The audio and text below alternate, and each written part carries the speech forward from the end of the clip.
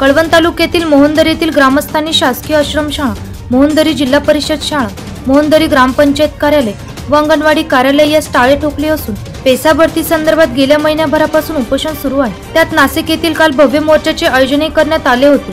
त्या मोर्चात आदिवासी नेते जीवा पांडू गावित, चिंतामण गावित, भास्कर गावित यांच्या मार्गदर्शनाखाली काल जिल्ह्यातील पेसा अंतर्गत येणाऱ्या गावातील शासकीय कार्यालय यास टाळेबंद आंदोलन करण्याच्या सूचना दिल्या होत्या। त्या अनुषंगाने मोहनदरी येथील सीपीएमचे नेते विलास चव्हाण यांच्या मार्गदर्शनाखाली येथील कार्यालयास टाळे ठोकले।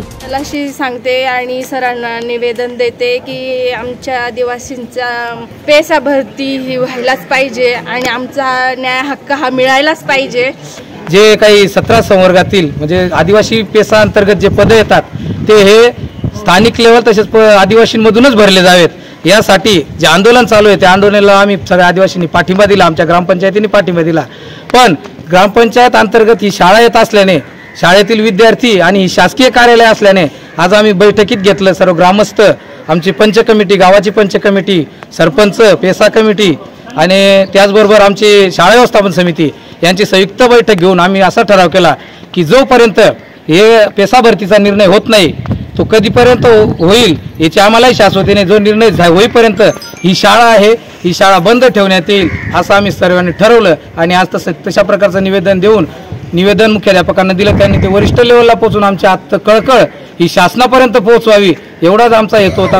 आदरणीय अध्यक्ष शाळा व्यवस्थापन समिती, सर्व ग्रामस्थ आणि सर्व मान्यवर यांच्या उपस्थितीत आज मला जे निवेदन मिळालं आहे ते मी वरिष्ठ कार्यालय प्रकल्प अधिकारी साहेब यांच्या समक्ष हस्तपोच करीत आहे।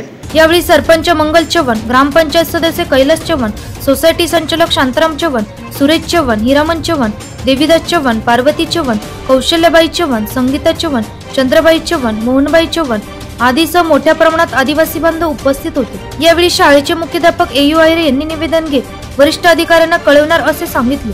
तसेच सामाजिक कार्यकर्ते विलास चव्हाण यांनी उपस्थितांना मार्गदर्शन केले व वरिष्ठ पातळीवरून जोपर्यंत आदेश मिळणार नाही तोपर्यंत टाळे उघडणार नाही। एनसीएन न्यूज साठी प्रतिनिधी किरण आयरे, नांदुरी।